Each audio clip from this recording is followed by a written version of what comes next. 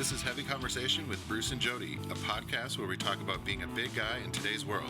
I'm Bruce. And I'm Jody. Here we go. Here we go. All right, we go. All right, we go. Hey, Bruce. Jody, how's it going? Good. What's going on over there? I'm feeling very free in my tank top here. It's hot as hell, so there was no chance that I was going to dress up for the video here. So here I look fancy on the top, but I'm not telling you what's happening below the camera. There may not be clothes and a fan on me right now, but you got to do whatever it takes to survive. So I understand. I'm business on the top here, so it's good. Yes.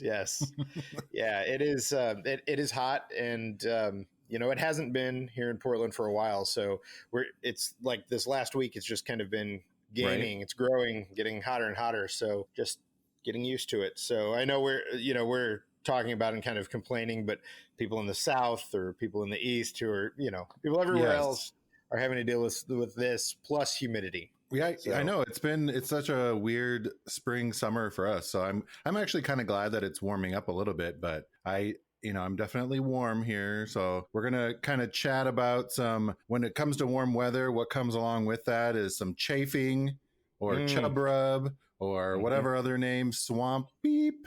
Yep. And all those other things. Yes. Swamp everything.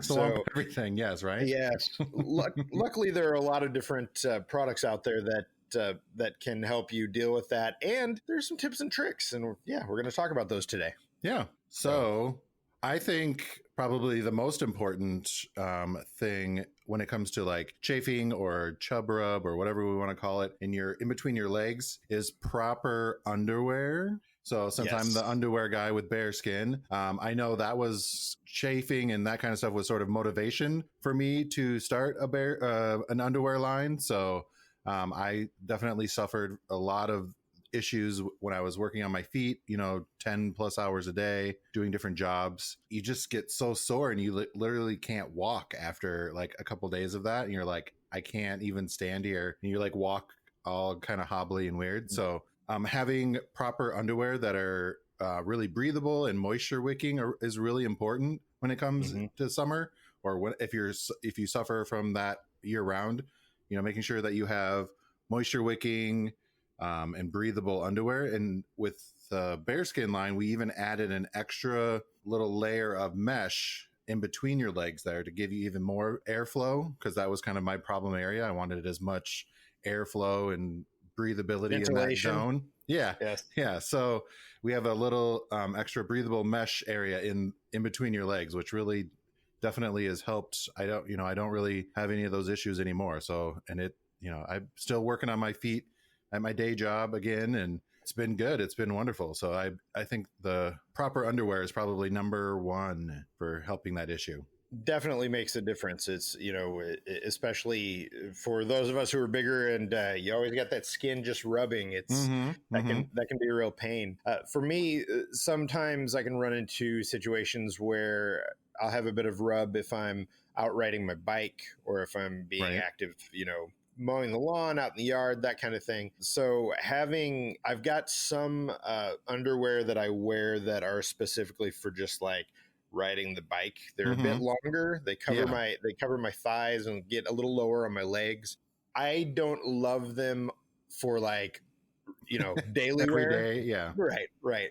But if I'm going to be out there and I'm going to be, especially when I'm riding my bike, because now I'm starting to work up to going longer distances, and the longer you're out there, the more you sweat, the hotter you get, the worse it gets. So just kind of taking care of that is really important. And, also for that, it's like having the right kind of shorts that stay with you, that stay in place, that don't break down immediately after rubbing between your legs for an extended period of time. Right. Yeah. Have you ever used any sort of cream or powder to prevent any of that chafing? So I have used a few different things. For me, I chafe sometimes or get a little bit of a heat rash sometimes. It's not a ton for me personally, but I do I have used some different things. And one of the things that I found is there's a company called MedZone that makes a product called Chafe Zone. And they Okay, specifically have one that they market to plus size people. It's Chafe Zone for Chub Rub, and it's pretty good. It's kind of like this like invisible protectant that helps with thigh chafing, underarm, chest chafe. You can I actually get kind of a rash on like my lower back. Okay. Just because I'll sweat down my back, all Yeah. day long. Basically, I've said it before. If I'm not sweating, I'm dead. So, having something that can kind of help with that from time to time, I kind of get some irritations on my back. And so that can help whenever it really starts to get to me. So, yeah, that's really about the last thing that I've used recently. I know that talcum powder is kind of something that a lot of people have used. It helps keep you dry. It absorbs some of the moisture. It prevents odor, that kind of stuff, and it absorbs some of the moisture. You've seen those weird movies where people are just like dumping it in your pants, but I don't know that you need to go quite that crazy, but definitely, sprinkle some down in there, get it in your underwear or wherever you're having those kind of chafing, sweat issues, Right. if it's under your arm or wherever, under some folds or something, just get it in there and it'll help kind of absorb some moisture. And that's kind of the main thing, is to keep the moisture down and get it away from your body. Like wearing like moisture wicking t-shirts and that kind of thing in the summertime is really helpful, just to get the moisture off your body is kind of the definitely. And I think with the powders, it is definitely an option. I know that sometimes that can get messy. So it's, like you're saying, be careful with how much you use, and where you apply it and that kind of thing. Luckily, there are a lot of like roll-on products and things that are invisible that tend to work pretty well for that. So, it's worth looking around to see what's out there and what kind of works for you. Yeah, there's like you said, like, oh, are you drinking already? I am snaking my beer into the video here. Okay. Because it's beer time. It's been teasing me as we've been talking. I see it over there unopened. What do you got over there, Bruce? I am drinking DDH 755 double dry hopped IPA, and yes, it's this is one of the beers that you gave me. So thank you.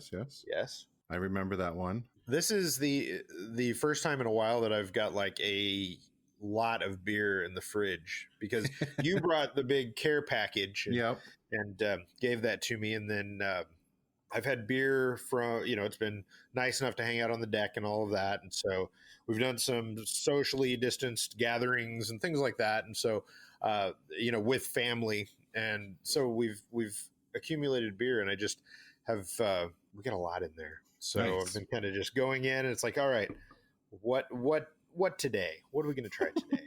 So that one, it was the DDH Local 755, right? Yeah, DDH 755 double dry hopped IPA from Black Stack Brewing. Yeah. And yes, St. Paul, Minnesota. Yeah.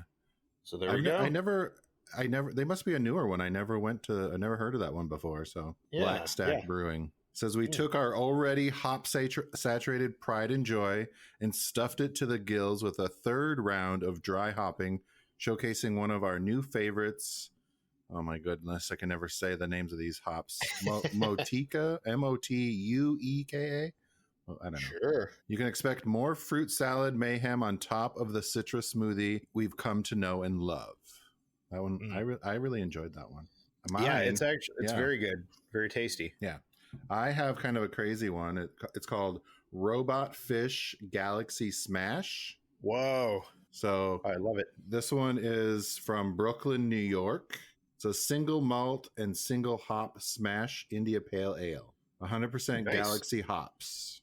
Ooh, there was Robot Fish something. What's the brewery? Is it Robot? I'm looking on the Untapped. Robot. Yep, you can follow our heavy conversation beer list on Untapped. We've got tons and tons of beers. Most everything that we've enjoyed throughout heavy conversation, you will find on the list, with very few exceptions. Yeah, So, pretty much all of them. So yeah. this one's from Kings County Brewers Collective in Mm, Brooklyn, New York. nice, very nice. I like the label on yours. Yeah, it's pretty. It's got like, well, it's got a robot fish. That's what Yes. it's called. Yep. But yeah, oh, that one's kind of good. Yeah. It's a 6.6 alcohol by volume, single malt, single hop. Yeah, it's kind of hoppy, juicy. Perfect. Yeah. Yeah, we need some more recommendations for different kinds of beer. If you're listening to this and you are not in the Pacific Northwest, please let us know. What are you drinking? What do you like? What's around you? What would you recommend? We always like hearing about new and different beers and listeners' favorite beers, so we can try to get them because luckily, it's pretty relatively easy to be able to get beers from around the country and around the world. So that's part of what makes beer drinking fun, at least Yeah, for us. I know. Yeah, I've been really enjoying ordering from that Taver app, so I can get different things from different areas just to kind of mix it up a little bit. And not that I don't Nice. like the tried and true ones, Rainier and whatnot from here, but I like to support other breweries and switch it up a bit from It's time good. to time. It's good to shake it up. It's nice to try new things. So Mm-hmm. absolutely. You something you mentioned before we cracked open our beers that that I wanted to come back to is getting the right kind of shirts to Mm-hmm. help mitigate sweat. And I've talked before about how wearing an undershirt, if you're wearing any kind of button down or a heavier shirt, having an undershirt that can kind of absorb sweat and help you manage some of that can be really handy. Whether it's a tank top or a sleeveless T-shirt or whatever. I have a few different shirts like that are available in different colors, so I can kind of match them with whatever I'm wearing, so they don't necessarily stand out if maybe I'm wearing a button down that when I move a certain way, maybe there's a bit of a gap, Right. Right. So it kind of helps with that. But one of the big things that came back to me is that there is a company that is specifically trying to help manage pit sweat with their Yeah. T-shirts. They're called the Thompson T. And Thompson Tea. yes, and their T-shirts they look like regular T-shirts, but they have like armpit pads that are built in. Okay. So if you're a heavy sweater, if you're a pit sweater, sounds. I hope you never call it that, but you know what I mean. If that's your thing, then the Thompson Tea will help manage that. It absorbs a lot of that sweat. The company sent me a couple shirts a few months back, and I wore one for a couple hours, and I think you kind of have to get used to to having something in your armpits was kind of the thing for me. Like the shirt itself, it looked good. It looked just like a regular T-shirt, which I mean was their goal, for it not to be standing out that you got giant puffy armpits or something. So it looks good, but for me, like feeling it was an interesting thing. I felt like it might take a little more time to get used to. So granted, if that was something I was dealing with on a regular basis, I would probably wear the shirt longer to try and get used to it. So I cannot. Yeah. I don't know why I couldn't hear you for a second. That was weird. Oh, I can see you. We're good. Technology. I know. I was like, Well, I was talking about the armpit shirt. Yes. And I was trying to look it up, and then all of a sudden you went quiet, and I was like, "What happened?" Well, I was just saying that the Thompson T, it has these armpit pads, and that for me it took a little getting used to. I didn't wear it for more than a couple hours. The shirt that they sent over to me, and the shirt itself looked great. It looked like a regular T-shirt, just like it should. Aside and it from had that, a weird. Oh yeah, yeah, it just has the like an extra thick layer around the armpit area. Right. So it goes up to a 3X. I don't know. Yeah. I mean, it goes to a 3, so that doesn't help anybody who needs something bigger than that. I did ask them if there were plans to expand, and they said that it wasn't off the table. So could be more sizes in the future, but if you fit in a 3X or below, then Yeah. it's worth taking a look at. I'm just wondering, what is it, just more moisture wicking fabric, or I think so. it just I think says so. proprietary design, stop sweat from showing through your underarms. Yeah, I Sweat-proof mean, technology won't wash out. yeah. Okay, so yeah, they sew the pieces in, as far as I could tell, and I mean they're just like right there, Mm-hmm. right around your armpits. I found that there was a little space between the my pit and the pad itself. Okay. But I think I could see getting used to it if you're wearing it on a more regular basis. If you're wearing something that you're going to be showing sweat through, and you need a good undershirt, this could be a good way to cover your bases Yeah. and try to make sure that you're not going to sweat through. If you are a bigger person who wears a suit and knows what it feels like to sweat in said Mm-hmm. suit, this could be a good option to wear under your shirt, suit, everything. Right. Yeah, I think I know DXL, just our regular t-shirts are a moisture wicking fabric, so they're pretty popular. It helps wick away, but a lot of those like athletic tees or whatever, they Right. have like the speed wick or whatever sort of moisture wicking. It really helps get it away from your body and kind of evaporate or whatever. So yeah, a lot of that stuff, especially in the summertime, is really important to get those moisture wicking shirts, t-shirts, polo shirts, whatever it is, shorts, like golf shorts, athletic shorts, that kind of thing really helps keep the air moving, keep you dry, so it prevents a lot of that chafing and Right. There's some chub really good rub, all that stuff. Yeah, there's some really good moisture wicking t-shirts out there for sure. I've got one from Adidas that I wear when I ride my bike or when I'm out, Mm-hmm. being active, and it's this moisture wicking technology that it feels good on your skin, which is nice, because not all of that does. Some of it is just like, yeah, it does moisture wick, but They feel weirdly rough or weird. Yeah. Some of them are a little not so comfy. And this one's great. And even after repeated washes, it still does a great Mm-hmm. job. I know that Target has some as well. Probably, I think it's the Goodfellow Yeah, probably. line, and I believe they go up to like 5X. So, there are some different options for that. And like you said, DXL. So, Mm-hmm. moisture wicking is the way to go. I think if you can get something good, as far as tops or bottoms go, it's going to help out. Yeah. And I think if you don't have all these products or the right clothing or whatever, and you do get chub rub, a lot of times putting on some sort of Neosporin or some sort of healing cream on it overnight really does help for the next day. Because like I said, I used to have quite the issues before bearskin. And I'd always have to put cream in between my legs, after I showered and, got changed from work before, just put it on there to kind of help everything kind of heal back up quickly. And I think there's some other stuff like with zinc oxide or some stuff that has like vitamins and stuff to help you.